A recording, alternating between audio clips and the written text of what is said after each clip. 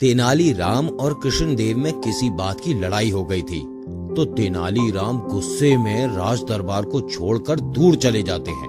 मैं ये राज दरबार छोड़कर दूर चला जाऊंगा और कभी दोबारा नहीं आऊंगा। और वो उस राज को छोड़कर दूसरे गांव में चले जाते हैं। दूसरे गांव में वो भेष बदल कर रहने लगते हैं और वहां के राजा से बोलते हैं, सरकार, मुझे यहाँ रहने की अनुमति दी जाए। मेरा कली घर नहीं है। ठीक है, तुम यहाँ रुक सकते हो। और तेनालीराम भेष बदलकर उस गांव में रहने लगता है। इधर राजा कृष्णदेव राय अपने बात पर बहुत पछता रहे थे। मुझे तेनालीराम से गुस्सा नहीं होना चाहिए था। वो इस राज का सबसे अच्छा विचारधारक था। मैंने गलती कर दी। और राजा उसी वक्त अपने सैनिकों को बुलाते हैं और आदेश देते हैं, सैनिक जाओ और जाकर पूरे शहर में तेनालीराम को ढूंढ कर लाओ। जी हजूर। और सभी सैनिक पूरा शहर ढूंढ आते हैं, पर उन्हें तेनालीराम कहीं नहीं मिलते हैं और सभी सैनिक उदास वापस राज दरबार में आ जाते हैं। सरकार, हमने पूरा शहर खोजा पर हमें तेनालीराम कहीं नहीं मिले। तुमने ठीक से ढूंढा नहीं होगा। वो इसी शहर में होगा। नहीं सरकार, हमने पूरा शहर खोज डाला पर तेनालीराम कहीं नहीं मिले। ठीक है, जाओ तुम लोग यहाँ से। सैनिक चले जाते हैं और राजा कृष्णदेव उदास सोचने लगता है, कहाँ चला गया तेनाली? कहीं वो शहर छोड़कर तो नहीं चला गया ना?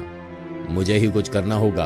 और वो बहुत देर तक सोचने लगते हैं और बहुत देर सोचने के बाद उन्हें एक उपाय सूझता है और वो गांव के अपने सैनिकों के साथ जाते हैं और वहां जाकर सभी गांव वालों से बोलते हैं,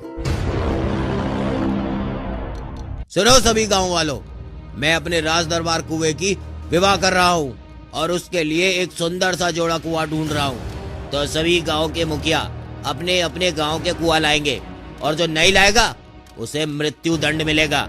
और इतना बोलकर राजा चले जाते हैं और गांव के सभी लोग काफी चिंतित थे। सभी सोच में पड़े थे कि कुएं को कैसे ले जाएं। मित्रों, भला एक कुएं को हम कैसे उठा के ले जा सकते हैं? वही तो मित्र, भला कोई कुएं को एक जगह से दूसरी जगह उठाकर ले जाता है क्या? और यही सोचकर सभी काफी परेशान और डरे हुए भी थे। ये खबर उस गांव तक भी पहुंचती है जहां तेनालीराम रह रहा था। वहां का भी मुखिया काफी चिंतित था। क्या करूं? कुएं को भला कैसे उठा के ले जाऊं? तभी वहां तेनालीराम आता है और मुखिया से पूछता है, क्या हुआ सरकार, आप इतना दुखी क्यों हो?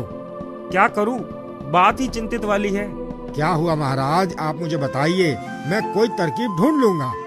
वो दरअसल राजा कृष्णदेव राय ने सभी गांव के मुखिया से अपने गांव के एक कुएं को लाने के लिए बोला है, जिससे वो अपने दरबार के कुएं की शादी कर सके। अब भला कोई कुआं कैसे ले जा सकता है? तेनालीराम समझ जाते हैं और मन में बोलते हैं, सब समझ आ गया मुझे। ये राजा की नई तरकीब है मुझे वापस लाने के लिए। और तेनालीराम मन ही मन में हंसते हैं। उसे हंसता देख मुखिया बोलते हैं, क्या हुआ, हमें बताओगे? हम क्या करें? सरकार, आप चिंतित ना हो, आपके गांव से हम लेकर जाएंगे कुआं। ये सुनकर मुखिया खुश हो जाते हैं और बोलते हैं, ठीक है, तुम लेकर जाना हमारे गांव से। और फिर तेनालीराम वहां से अपने झोपड़ी पर चला जाता है और गहरी नींद लेकर सोचने लगता है। राजा हमसे चालाकी करने की कोशिश कर रहे हैं। और सुबह तेनालीराम उठता है और सीधा मुखिया के पास जाता है और बोलता है, सरकार, आप मुझे मेरे साथ कुछ सैनिक दे दीजिए। मैं सैनिक को अपने साथ लेकर जाऊंगा। ठीक है, तुम सब इसके साथ जाओगे। जी सरकार। अब मुझे आज्ञा दीजिए। और तेनालीराम अपने साथ सैनिकों को लेकर राज दरबार निकाल पड़ते हैं। और कुछ रास्ते बाद तेनालीराम को बाकी गांव के मुखिया भी आते दिखते हैं और वो सभी काफी परेशान और दुखी दिख रहे थे। उन्हें इस तरह चिंतित देख तेनालीराम पूछता है, क्या हुआ, आप सब इतने परेशान और चिंतित क्यों दिख रहे हो? क्या बताऊं सज्जन, राजा कृष्णदेव राय ने हमें कुएं की विवाह में बुलाया है और हमें साथ में कुआं लेकर आने को बोला है और उन्होंने ना लाने पर मृत्यु दंड भी दे दिया है। और भला हम कैसे कुआं ले जा सकते हैं? और आज हमारी मौत पक्की है। आप लोग चिंतित ना हो, ऐसा कुछ नहीं होगा। उसकी इस शब्द को सुनकर सभी चकित रह जाते हैं और पूछते हैं, भला ये कैसे हो सकता है? आप सब यहीं मेरे साथ जंगल में रुकिए। और तेनालीराम उन सबको जंगल में ही रोक देता है और सभी वहीं जंगल में ही बैठ जाते हैं।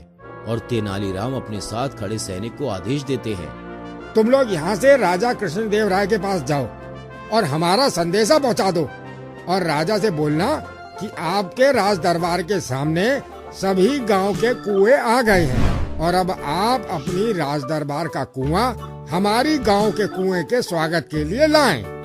तेनालीराम के इस शब्द को सुनकर गांव के सभी मुखिया और भी चकित रह जाते हैं और सभी तेनालीराम को गौर से देखने लगते हैं। सैनिक वहां से तुरंत राज दरबार आ जाता है और राजा कृष्णदेव राय जी को संदेशा सुनाता है।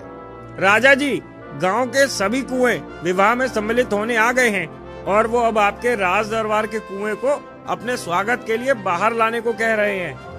ये सुनकर राजा कृष्णदेव तुरंत समझ जाते हैं, ये जरूर तेनालीराम की ही बुद्धि हो सकती है और ये तेनालीराम ही है। राजा कृष्णदेव तुरंत वहां से जंगल में जाते हैं और सभी से पूछते हैं कि किसने सैनिक को भेजा और ये विचार किसका था। किसने सैनिक को भेजा और ये विचार किसका था, जल्दी बताओ। और सभी बैठे वहां मुखिया भेष बदले तेनालीराम की तरफ इशारा कर देते हैं और कृष्णदेव जी को पता चल जाता है कि यही तेनालीराम है और वो उसे गले लगा लेते हैं और फिर अच्छे दोस्त बन जाते हैं।